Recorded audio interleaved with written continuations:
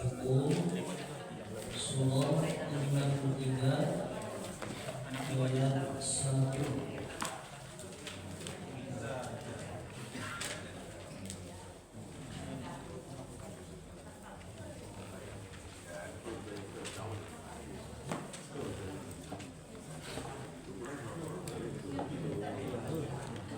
Surah Al-Munafiqun surah 63 ayat 1.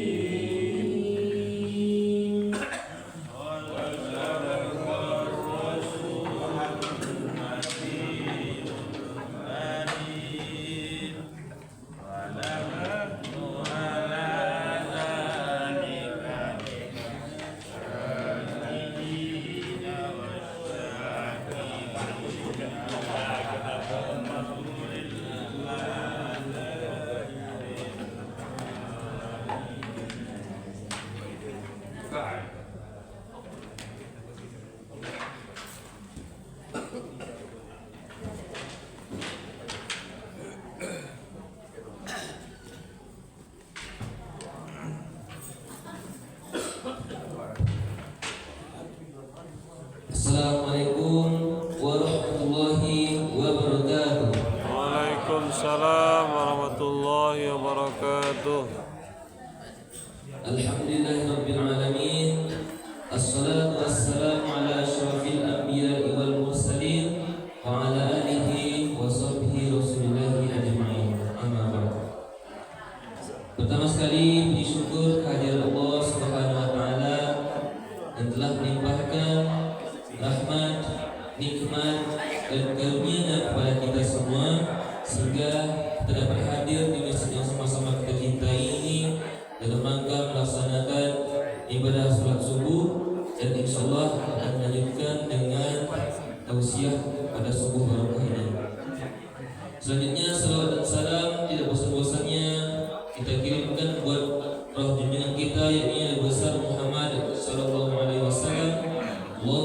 salli ala Muhammad wa ala ali Muhammad. Bapak-bapak, ibu-ibu, jemaah salat subuh yang dirahmati Allah, seperti biasanya kegiatan rutinitas mingguan kita yaitu subuh barokah alhamdulillah terlaksana dengan baik, dan sebagaimana biasanya pada jadwal itu akan diisi oleh Ustaz Kamilun, Pak. Namun mungkin ada beberapa kendala sehingga beliau tidak bisa menghadiri pada subuh kali ini. Dan alhamdulillah kita sudah ada penantinya, yaitu beliau Ustaz kita Ustaz Sirul Firdaus. Alhamdulillah beliau telah berada dengan kita bersama. Untuk itu langsung saja kita minta kepada beliau Ustaz kita untuk langsung mengisi tausiah pada subuh hari ini. Pada Bapak Ustaz Sirul Firdaus, waktu dan tempat disilakan.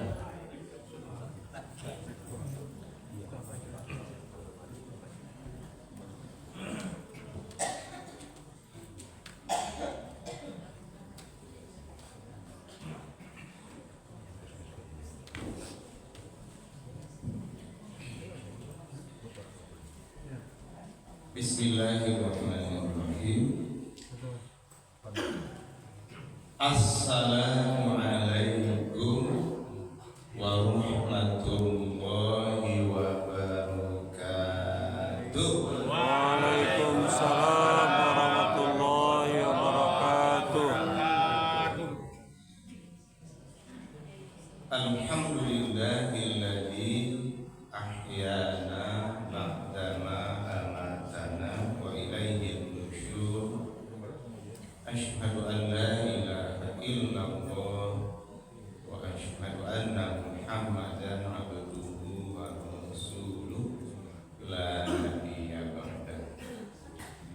Bapak-bapak dan ibu-ibu serta saudara-saudara, adik-adik dan anak-anak, pengurus dan jemaah Masjid Baitur Rahim Pilaku Indah 4 Siteba Nanggalo, Kota Padang, Sumatera Barat, yang saya hormati, saya muliakan, saya sayangi dan saya cintai karena Allah Subhanahu wa Ta'ala. Puji dan syukur mari kembali kita ucapkan kepada Allah Subhanahu wa Ta'ala yang senantiasa melimpahkan rahmat dan nikmat-Nya kepada kita. Di antaranya nikmat kehidupan, kesehatan dan kekuatan iman, sehingga pagi ini kita kembali dapat hadir ke masjid dalam rangka melaksanakan ibadah kepadanya.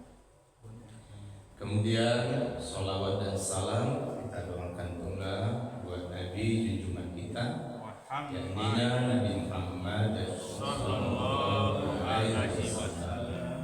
Allahumma shalli ala Muhammad wa ala ali Muhammad, yang merupakan suatu hasanah, contoh tauladan terbaik bagi kita.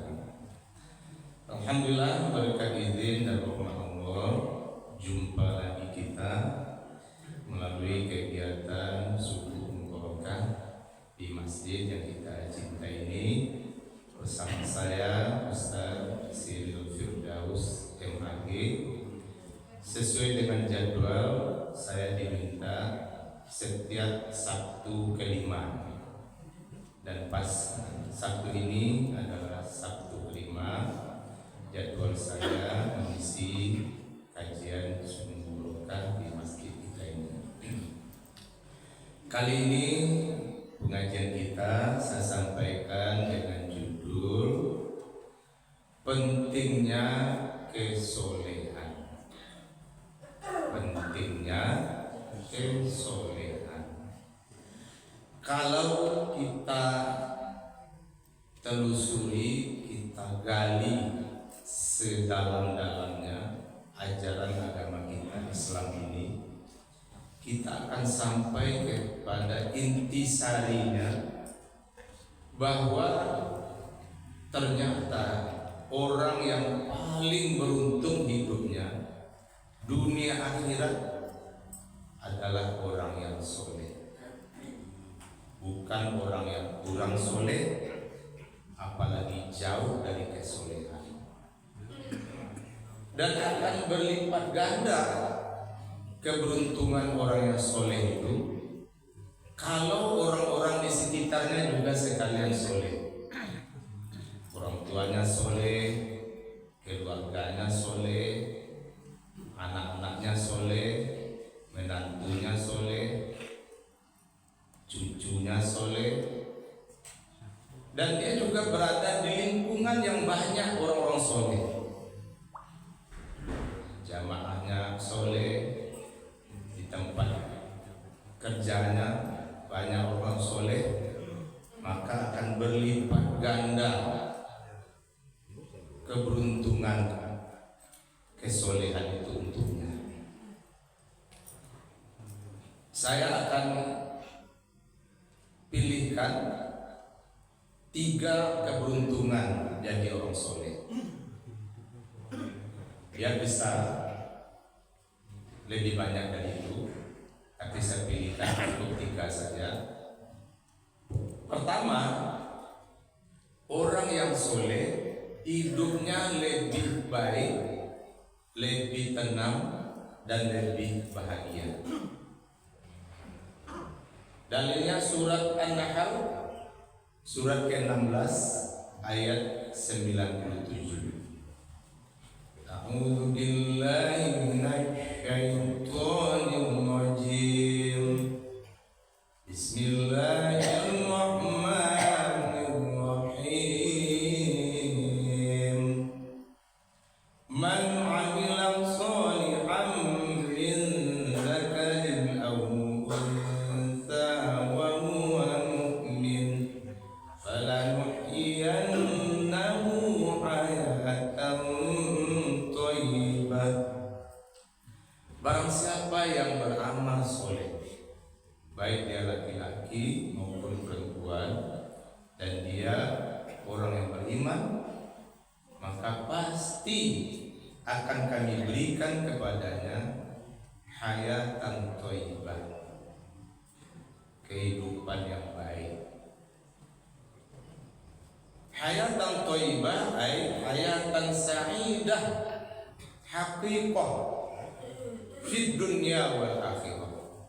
Dan sebuah tafsir diuraikan, hayatan thayyibah itu adalah hidup yang bahagia hakiki, lahir batin, dunia dan akhirat. Kehidupan yang seperti itu akan Allah berikan kepada orang yang soleh. Sedangkan kepada orang yang kurang soleh, apalagi jauh dari kesolehan, tidak akan diberikan kehidupan yang seperti itu. Ini yang pertama, beruntungnya orang yang soleh. Yang kedua, orang yang soleh di akhirat nanti mulus masuk surga. Dalilnya surat An-Nisa surat ke-4 ayat 124. Wa man ya'mal minas solihati min dzakarin aw untha wa huwa mu'min fa ulaika yadkhuluna al-jannata wa la yuzlamuna fatila. Dan barang siapa yang beramal soleh, baik dia laki-laki maupun perempuan, maka mereka akan mulus masuk surga, dan sedikit pun mereka tidak akan dizolimi. Artinya orang yang soleh itu tidak akan masuk api neraka dan mulus masuk surga. Jadi kalau di dunia ini ada orang yang sering berdoa sapu jagat, Rabbana atina fid dunya hasanah wa fil akhirati hasanah wa qina adzabannar. Doa itu hanya akan Allah kabulkan dengan sempurna untuk orang yang soleh. Orang soleh lah yang akan diberikan kehidupan yang lebih baik di dunia ini, yang di akhirat nanti juga akan dihindarkan dari neraka dan mulus masuk surga. Sedangkan orang yang kurang soleh tidak akan dapat seperti itu. Bisa juga nanti masuk surga di akhirat karena mungkin juga ada ketaatannya, tapi karena dia tidak soleh terpaksa disiksa dulu di neraka. Nah, setelah habis nanti dosanya disapu, nah baru dikeluarkan juga dari neraka dan kemudian dimasukkan juga ke dalam surga. Kalau tidak soleh. Yang ketiga, kalau luar biasa kesolehannya, orang itu akan bisa sampai dapat surga Firdaus. Dalilnya surat Al-Kahfi, surat ke-18 ayat 107. Innal ladzina amanu wa 'amilus sholihati kanat lahum jannatul firdausi nuzula. Sesungguhnya orang-orang yang mantap beriman, beramal soleh, untuk mereka akan diberikan surga Firdaus sebagai tempat kembali. Kalau pagi ini kita kuliah subuh sama Ustaz Firdaus, mudah-mudahan di akhirat nanti juga dapat oleh kita yang surga Firdaus.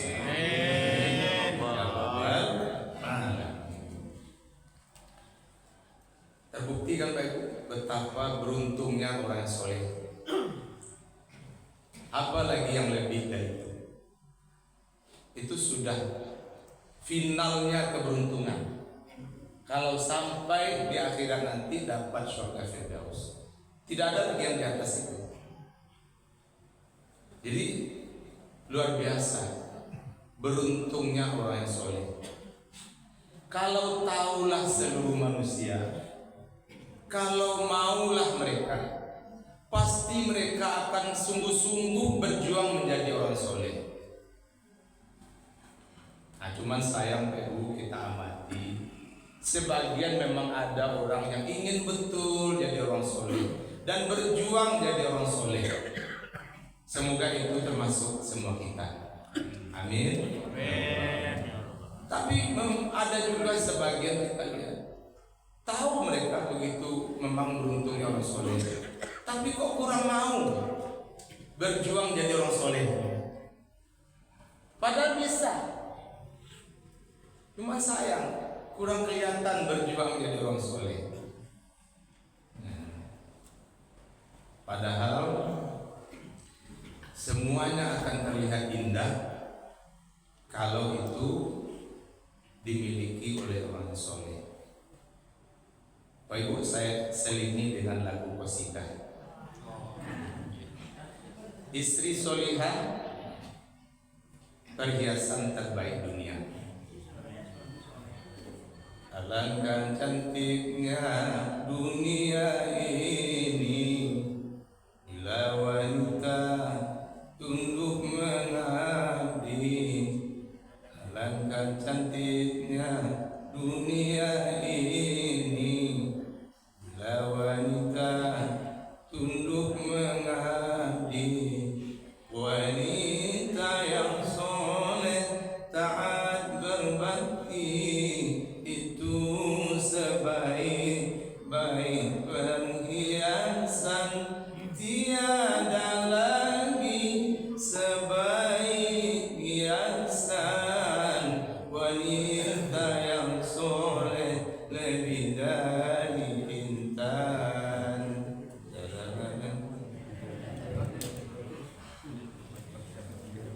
Bila suami beranjak berlabuh, beribu dikata doa diucapkan.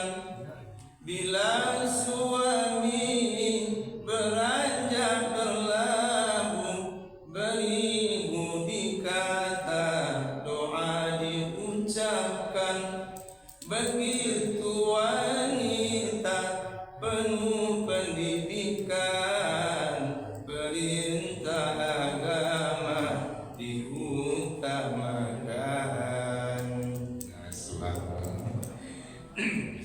Bapak Ibu.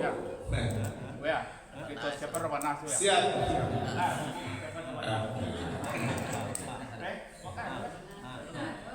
Sekarang tentu kita ingin tahu apa tandanya yang bisa kita lihat bahwa orang itu sudah soleh atau belum. Saya pilihkan juga 3 tanda. 3 tanda orang itu soleh. Pertama, luar biasa taat beribadah. Itu tanda pertama bahwa orang itu soleh, luar biasa taat beribadah. Dia akan sungguh-sungguh beribadah, yang wajib dipatenkannya, yang sunat diperbanyaknya, dan dia sangat senang mengerjakan berbagai ibadah. Tidak ada rasa berat, tidak ada rasa lelah, karena dia senang dengan ibadah itu. Itu berarti orang itu soleh. Bahkan dari seluruh ibadah itu, mana yang lebih afdol lagi, itu pun dia semangat. Misalnya ibadah yang rutin kita kerjakan setiap hari, sholat 5 waktu. Dia ingin tidak cuma lengkap 5 waktu itu, tidak cuma di awal waktu, sedapat mungkin diusahakannya sholat 5 waktunya itu berjamaah. Itu udah jelas orang soleh. Semoga kita semua seperti itu. Dan tidak cuma sholat berjamaah, sholat sunat juga dia kerjakan semaksimalnya. Sholat sunat wudhu, sholat sunat tahiyatul masjid, sholat sunat rawatib, sholat sunat duha pagi, sholat sunat tahajud malam. Dia bersemangat mengerjakan berbagai sholat-sholat sunat itu juga. Walaupun tidak setiap hari 100% semuanya, tapi dia semangatnya itu ada. Yang kalau kesempatan ada tidak akan dilewatkannya. Begitu. Berarti itu jelas orang itu soleh. Semangat beribadah. Sampai kapan dia semangat beribadah? Selagi hayat masih di kandung badan, dia akan tetap terus bersemangat beribadah. Kalau sekiranya karena sakit atau kegentingan lainnya tidak dapat dia melaksanakan ibadah dengan sebaik-baiknya, hibah hatinya, merasa rugi dia. Kemarin ada jamaah kami Ibu di Masjid Asrama Haji, beliau sakit, dirawat di rumah sakit. Ketika kami besuk, beliau menangis. Kenapa Bapak menangis? Ibah hati saya besar. Yang apa? Ibahkan apa? Dengan sakit ini tidak dapat saya berjamaah ke masjid. Subhanallah. Kami cium Bapak itu. Luar biasa. Ternyata memang sakit beliau itu kemarin membuat beliau sampai ajalnya. Innalillahi wa inna ilaihi raji'un. Dan malamnya diantarkan ke kampung beliau, ke Payakumbuh. Di beliau 5 waktu ke masjid. Kalau beliau ada di rumah, itu di masjid dekat rumah. Ini orang yang soleh itu seperti itu, semangat terus beribadah, terlihat ya.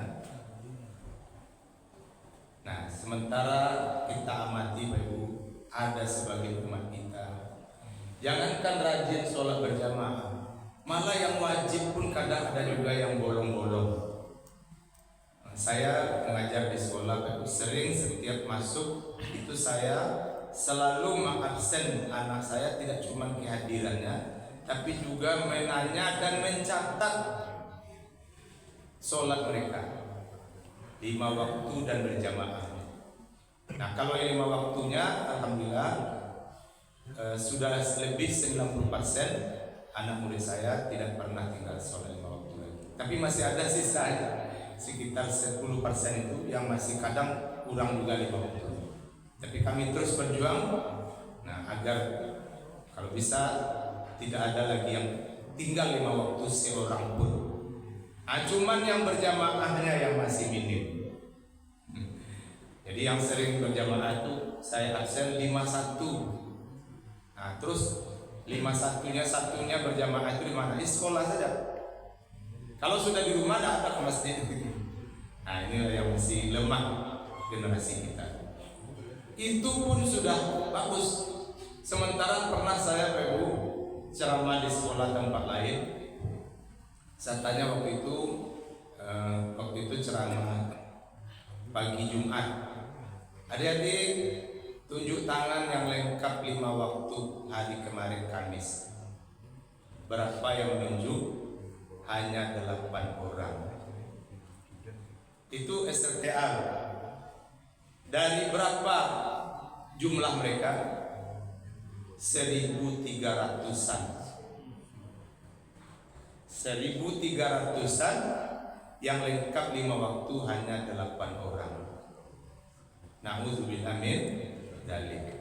Memang tidak sekolah agama, sekolah umum, tapi tidak usah saya sebutkan sekolah yang terjadi fitnah, tidak enak.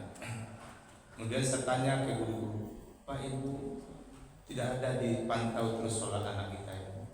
Mungkin itu yang akan kami lakukan, Ustaz. Jadi saya sentuhlah Pak Ibu. Kalau mau Pak Ibu, saya kasih filenya. Pantau terus sholat anak kita ini, tanya absen. Dan dengan saya Pak Ibu, itu ada apanya, kesepakatannya. Kalau kurang sholat 5 waktunya, berapapun kurangnya, infak 1.000. Dan uang infaknya itu di-store ke bendahara masjid, masjid sekolah. Jadi tidak dipegang oleh guru atau oleh kelas. Sementara dikumpulkan, kemudian di-store ke bendahara masjid. Kalau itu bisa diterapkan, mungkin akan mengurangi anak-anak yang tidak lengkap sholat 5 waktu itu. Yang bisa kami laksanakan nanti, saya kirim filenya, dan nanti saya tanya lagi apa sudah dilaksanakan atau belum. Ya Pak Ibu, sebab kita nanti juga akan ditanya di akhirat. Seperti apa kita melaksanakan tanggung jawab kita sebagai orang tua, sebagai guru, dan sebagai pemimpin. Jadi pemimpin juga akan ditanya nanti, rakyat yang dipimpinnya ada tidak diperhatikan sholatnya?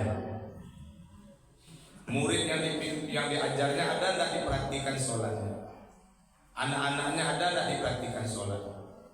Saya mengajak kita semua Pak Ibu, alhamdulillah kita sudah soleh. Pastikan juga anak-anak kita juga soleh. Selalu perhatikan sholatnya. Walaupun sudah berkeluarga, anak kita itu tetap tanyakan sholatnya, kan? Sebab secara tanggung jawab duniawi mungkin sudah berbagi kita dengan menantu kita, tapi tanggung jawab agama dan tanggung jawab akhirat tidak lepas, tetap. Termasuk misalnya anak kita kuliah dimanapun, kita komunikasi, silakan tanya banyak hal, tapi jangan lupa menanyakan sholatnya. Setuju Pak Ibu? Dan itu kita pastikan terus, tidak lewat, tidak tinggal oleh anak kita sholat. Ini yang sering saya pertanyakan Ibu. Itu yang jadi pengantin ketika mereka bersanding di hari pesta. Kira-kira ada tidak sholat zuhur itu? Dari yang sudah banyak saya tanya, hasilnya ada yang lain bisa tetap sholat, tapi memang ada juga yang tidak sholat. Cuma kalau di persentase yang lebih banyak yang mana? Astagfirullahaladzim. Karena apa? Badaknya begitu tablang, mahal dan sebagainya. Dan ada lagi yang paling entengnya, jawabannya apa? Kalau sholat pula zuhur itu, nanti selain repot, undangan yang paling ramai jam itu pula. Jadi banyak dokumen terlewat. Astagfirullahaladzim. Tidak akan ditanya dokumen pernikahan itu di akhirat nanti. Yang akan ditanya tetap bagaimana ibadah kita. Jadi mari Bapak Ibu kita kawal anak kita, termasuk mereka pesta nanti. Walaupun tidak sulit bisa berjamaah, tapi jangan lewat sholatnya. Walaupun sholatnya lah jambaran saya, zuhur lah 2:30 Anda ada. Bukan berarti kecil Ustaz tidak pas sholat 2:30 daripada tinggal maksudnya. Daripada tinggal, ya, sangat tinggal. Itu. Yang kedua, tanda orang soleh apa? Tidak mengerjakan apapun yang sudah diharamkan. Itu tanda orang soleh. Dalilnya surah Al-A'raf, surah ke-7 ayat 157. Wa yuhillu lahumut thayyibat wa yuharrimu 'alaihimul khaba'ith. Allah telah menghalalkan segala yang baik-baik untuk mereka dan mengharamkan semua yang buruk. Jadi orang yang soleh itu sudah final baginya. Asal dia tahu bahwa itu sudah diharamkan, pantang baginya untuk mengerjakan. Orang soleh itu tidak akan mungkin berjudi, mencuri, minum minuman keras, bergaul bebas, selingkuh, apalagi berzina. Itu sangat jijik baginya. Jangankan sampai berbuat seperti itu, berdekatan dengan lawan jenis saja dibatasinya. Itu orang yang soleh. Dia tidak akan zolim, tidak akan curang. Dan dia tahu itu sudah diharamkan oleh Allah dan Rasulnya. Justru dengan tidak mengerjakan apapun yang diharamkan itu, orang yang soleh itu selamat hidupnya dari bahaya. Nah, sebaliknya Bapak Ibu lihatlah orang-orang yang sudah jelas itu hal yang diharamkan, tapi masih juga coba-coba mengerjakan. Apa yang terjadi? Bahaya. Dan bahaya itu sudah diterimanya di dunia ini sebelum nanti di akhirat. Misalnya Bapak Ibu, kita dengar masih ada orang yang suka minuman keras. Ada enggak? Nah, sering kita dengar akibat dari minum keras itu, apalagi katanya miras oplosan, ada yang meninggal di tempat, mati dalam keadaan su'ul khatimah, mati yang buruk. Dan kadang ada pula yang mengadakan pesta pakai hiburan malam, itu disediakan pula minuman keras. Na'udzubillah min dzalik. Kita kalau ada pesta di rumah kita, Ibu, kawal itu. Saya berapa kali mengadakan pesta di rumah anak saya, adik-adik saya kawal. Kalau ada kami kegiatan malam, itu saya antisipasi tamu-tamu yang datang. Ada nak bawa macam-macam supaya itu bisa diantisipasi. Selain saya amati Pak Ibu, yang saya hidupkan dari rumah saya apa? Kaset ngaji. Nah, sehingga mereka yang datang, subhanallah kan, nah, sehingga Ibu terjaga, insyaallah. Seperti itu.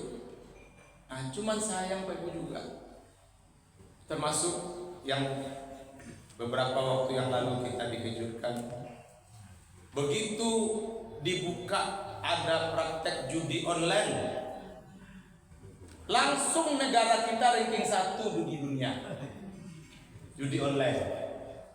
Bahkan 500 triliun uang judi online ini beredar. Na'udzubillah min dzalik.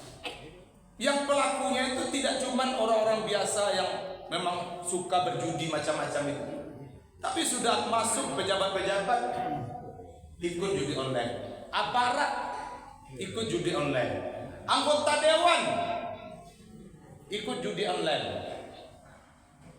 Sehingga ada yang membuat status apa? Karena begitu bahayanya judi online ini, kalau dapat kita yang rakyat biasa ini tidak usahlah ikut judi online karena sudah diwakili oleh anggota dewan. Astagfirullahaladzim. Itu sudah sindiran yang sangat tajam. Padahal orang yang mengelola judi online itu sudah ditangkap, ditanya, memang sudah disetting tidak akan pernah menang orang yang ikut judi online itu. Jadi mereka dapat itu receh-receh saja. Itu sengaja sudah disetting. Nah, sudah tahu seperti itu, suka juga itu. Alhamdulillah min dzalik. Kita buat apapun namanya judi itu, jangan pernah itu. Itu juga pencurian. Betapa banyaknya pencurian dengan segala macam namanya, maling, rampok. Nah, kalau di kantor korupsi. Padahal negara kita mayoritas umat Islam. Berarti apa? Berarti lebih banyak umat kita belum soleh. Itu masalahnya.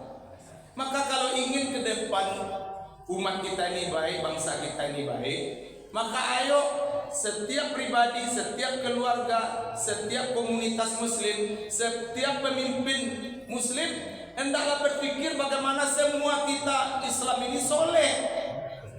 Itu. Silakan jalan juga pembangunan-pembangunan yang lain, tapi ayo lebih besar perhatian lagi kepada kesolehan. Sebab tidak akan terlihat indah pembangunan fisik apapun kalau rakyatnya, umatnya rusak. Nah, ini yang selama ini kita rasakan. Kok rasanya tidak enak kehidupan bangsa negara kita ini? Karena kurangnya orang soleh. Itu dia. Nah, yang ketiga, tanda orang soleh apa? Akhlaknya mulia. Akhlaknya mulia. Rasulullah bersabda, akmalul mu'minina imanahum ahsanuhum khuluqa. Orang mukmin yang sempurna imannya itu ialah yang juga terbaik akhlaknya. Jadi tidak cuma taat beribadah, tidak mengerjakan yang sudah diharamkan, tapi juga sekalian terlihat kesempurnaan Islam pada dirinya itu dengan juga memiliki akhlak mulia. Tutur katanya yang baik-baik saja, yang menyenangkan, yang menggembirakan, yang menyemangati, jauh dari marah-marah, caci maki, menghina, apalagi kata-kata jorok itu pantang keluar dari mulutnya. Berarti orang itu soleh. Tapi kalau ada orang baru petantang petinting saja, marah-marah aja, mencaci maki, apalagi kata-kata kotor pun keluar, itu orang tidak soleh. Dan tidak soleh. Kita Bapak, ayo kita kendalikan diri kita. Sakit apapun hati kita, tetap yang keluar itu akhlak mulia. Saya pernah Bapak Ibu, anak murid saya sudah sejam saya mengajar, masih ada juga yang mau tauta, main-main dan sebagainya. Nah, waktu itu marah saya, tapi cara marah saya mana Bapak Ibu? Saya melompat dari depan itu ke tengah dengan mengucapkan kalimat istighfar sekali-kalinya. Saya melompat dari tengah. Astagfirullahaladzim. Nah, terkejut mereka langsung diam, dan saya muhasabah mereka sampai menangis. Nah, setelah itu tidak lagi mereka Ibu, kalau saya mengajar mereka main-main macam-macam itu. Jadi kita emosi dan sebagainya, tapi tetap yang diridhoi Allah yang kita lakukan. Ikut mohon maaf Ibu, ada sebagian orang tua, sebagian guru tidak sabar dengan kenakalan anaknya, kenakalan muridnya. Ada yang sampai mohon maaf, kok cari pungkang, istilahnya kan macam-macam dengan bacanya. Itu tidak boleh. Saya sudah menemukan Ibu, ada orang tua yang memang menggunakan cara itu mendidik anaknya. Tapi apa yang terjadi? Setelah anaknya remaja, setelah anaknya besar, lagi pencari dulu anaknya dari nyolek. Kan? Jadi tidak pernah yang buruk itu bisa baik dengan cara yang buruk memperbaikinya. Nah, jadi akhlak mulia. Apa Ibu? Inilah kajian kita pagi ini yang dapat saya sampaikan, pentingnya kesolehan. Semoga semua kita dengan keluarga besar kita menjadi keluarga yang soleh solihah semuanya. Dapatkan semua keberuntungan jadi orang soleh dunia dan akhirat. Amin. Terima kasih dan mohon maaf. Billahi taufiq wal hidayah. Wassalamualaikum warahmatullahi wabarakatuh. Waalaikumsalam warahmatullahi wabarakatuh.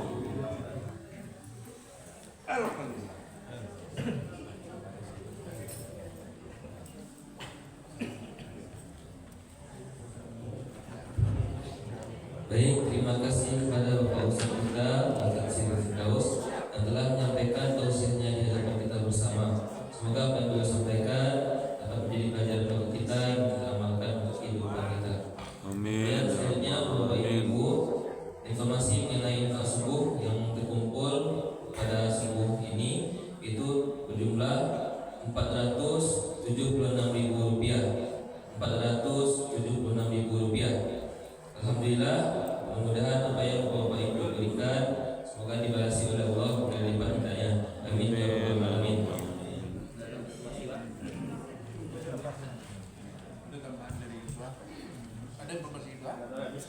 Baik, mungkin itu saja Bapak Ibu. Sembari menunggu hidangan disediakan oleh ibu kita, maka berakhir pula acara kita pada subuh kali ini. Saya selaku pembawa acara, jika ada kata-kata salah atau jika ada kesalahan dalam sikap maupun dalam penyampaian, mohon dimaafkan. Billahi taufiq wal hidayah. Assalamualaikum warahmatullahi wabarakatuh. Waalaikumsalam warahmatullahi wabarakatuh.